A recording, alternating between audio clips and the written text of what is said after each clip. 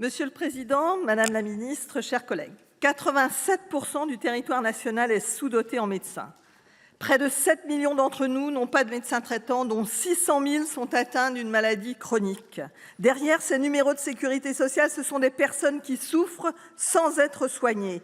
J'entends affirmer que la situation s'améliorerait du fait de multiples mesures incitatives dont bénéficie la profession et qu'il faut attendre. Attendre encore les effets des réformes. Alors, info ou intox, jugez à l'aune de ces chiffres. Selon la CNAM, entre 2013 et 2023, la France a perdu plus de 2000 généralistes. Selon la carte de l'accès aux soins 2026 réalisée par Doctolib et la Fondation Jean Jaurès, en médecine générale, les rendez-vous obtenus au-delà de 7 jours progressent de 3 points et les délais augmentent dans près de la moitié des départements. Dans les zones les plus touchées, vous attendrez 93 jours pour voir un gynécologue. Dans le Gers, 163 jours pour voir un cardiologue. Dans l'Aisne, 90 jours pour un dermatologue.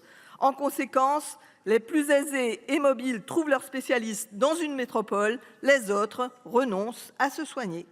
73% des Français ont renoncé à au moins un acte de soin ces 5 dernières années, soit 10 points de plus qu'en 2024, selon un sondage Ipsos pour la Fédération hospitalière de France.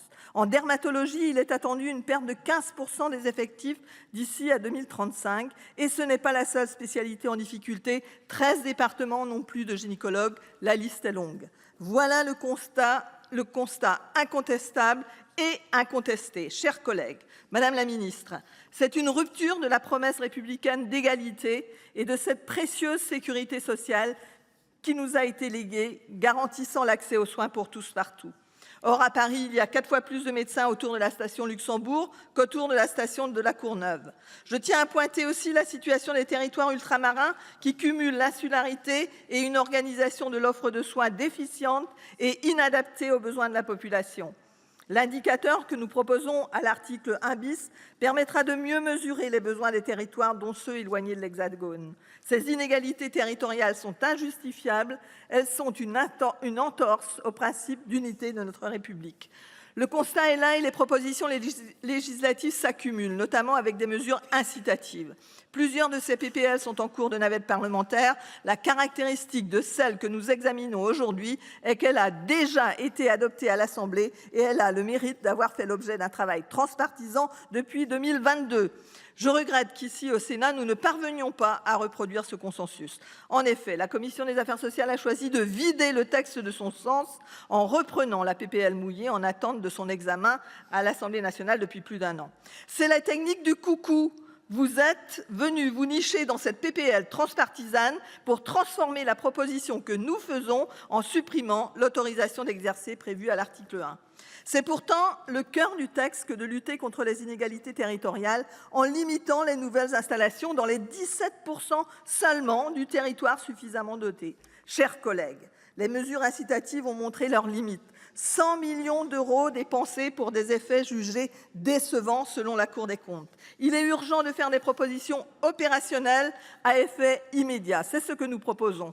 Étendre aux médecins le modèle d'autorisation d'installation déjà en place pour toutes les autres professions de santé. Pourquoi dans ce contexte que je viens de décrire, les médecins seraient exonérés de cette contribution à l'intérêt général, à l'intérêt du patient d'abord?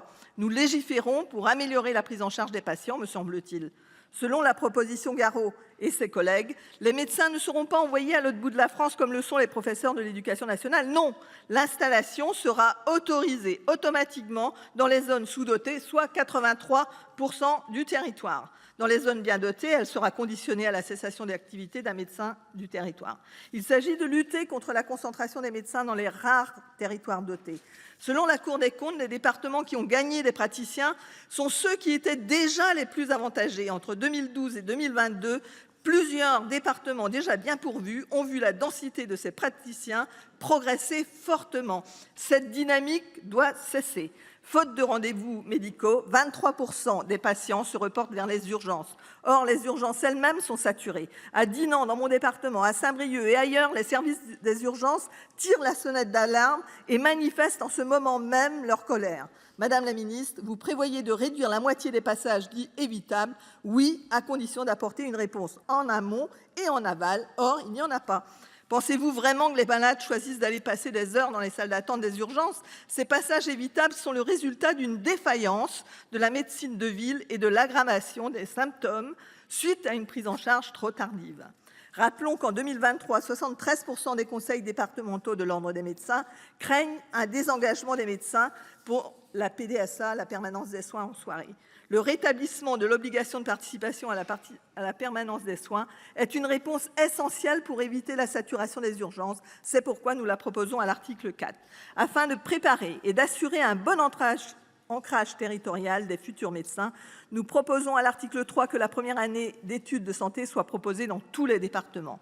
La moitié des généralistes exercent proche de leur commune de naissance et de leur lieu d'internat. Cette première année proposée à proximité lèvera beaucoup de freins.